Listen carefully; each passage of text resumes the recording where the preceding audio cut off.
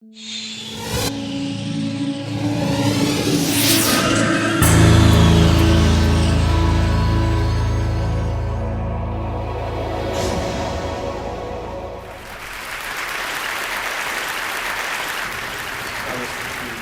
is nothing bigger or older than the universe.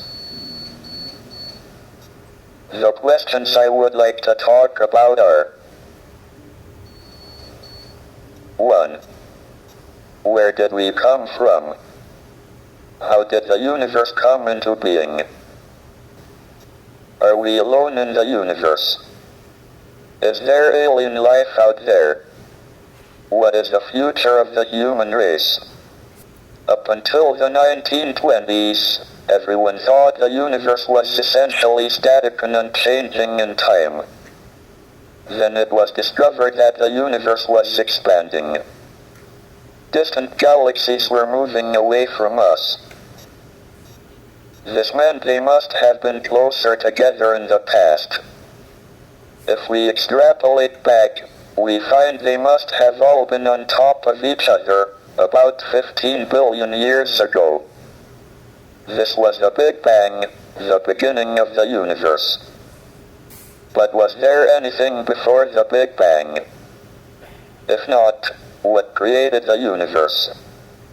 Why did the universe emerge from the Big Bang the way it did?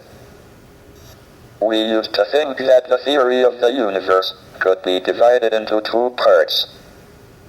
First, there were the laws like Maxwell's equations and general relativity that determine the evolution of the universe, given its state over all space at one time. And second, there was the question of the initial state of the universe. We have made good progress on the first part, and now have a knowledge of the laws of evolution in all but the most extreme conditions, but until recently, we have had little idea about the initial conditions for the universe. However, this division into laws of evolution and initial conditions depends on time and space being separate and distinct. Under extreme conditions, general relativity and quantum theory allow time to behave like another dimension of space. This removes the distinction between time and space, and means the laws of evolution can also determine the initial state. The universe can spontaneously create itself out of nothing.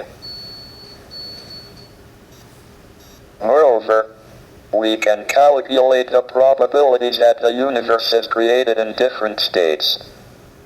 These predictions are in excellent agreement with observations by the WMAP satellite of the cosmic microwave background, which is an imprint of the very early universe. We think we have solved the mystery of creation. Maybe we should patent the universe and charge everyone royalties for their existence. I now turn to the second big question: are we alone, or is there other life in the universe? We believe that life arose spontaneously on the Earth, so it must be possible for life to appear on other suitable planets, of which there seem to be a large number in the galaxy. But we don't know how life first appeared. We have two pieces of observational evidence on the probability of life appearing. The first is that we have fossils of algae from 3.5 billion years ago.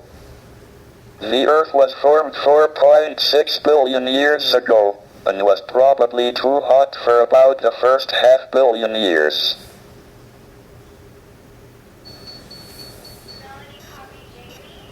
So life appeared on Earth within 500 million years of it being possible, which is short compared to the 10 billion year lifetime of a planet of Earth type. This suggests that the probability of life appearing is reasonably high.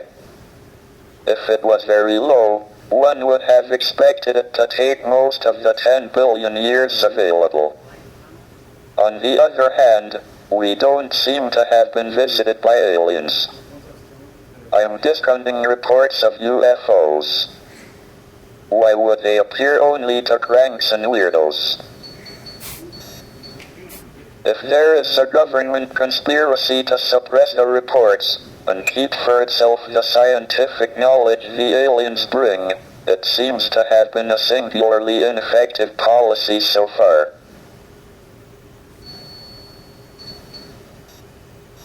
Furthermore, despite an extensive search by the SETI project, we haven't heard any alien television quiz shows. This probably indicates that there are no alien civilizations, at our stage of development, within a radius of a few hundred light years. Issuing an insurance policy against abduction by aliens seems a pretty safe bet. This brings me to the last of the big questions, the future of the human race.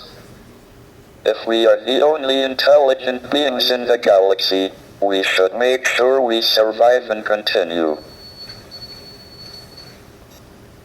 But we are entering an increasingly dangerous period of our history. Our population and our use of the finite resources of planet Earth are growing exponentially, along with our technical ability to change the environment for good or ill. But our genetic code still carries the selfish and aggressive instincts that were of survival advantage in the past. It will be difficult enough to avoid disaster in the next 100 years, let alone the next 1,000 or million. Our only chance of long-term survival is not to remain inward-looking on planet Earth, but to spread out into space. The answers to these big questions show that we have made remarkable progress in the last 100 years. But if we want to continue beyond the next 100 years, our future is in space. That is why I'm in favor of manned, or should I say, personed, space flight.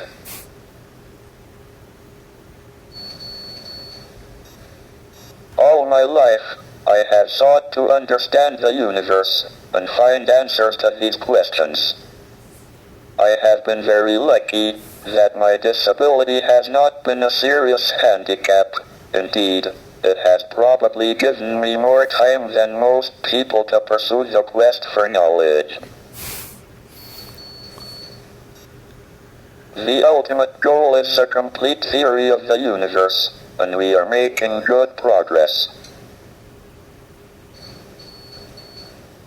Thank you for listening. Professor, if you had to guess either way, do you now believe that it is more likely than not that we are alone in the Milky Way as a civilization of our level of intelligence or higher?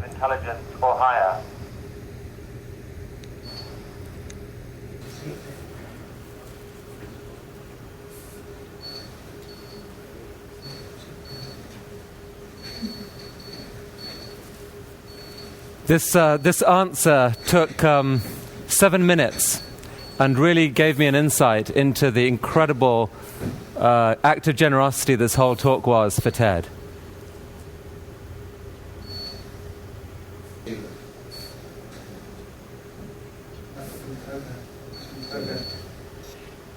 I think it quite likely that we are the only civilization within several hundred light years. Otherwise, we would have heard radio waves. The alternative is that civilizations don't last very long, but destroy themselves. Professor Hawking, thank you for that answer. We will take it as a salutary warning, I think, for the rest of our conference this week.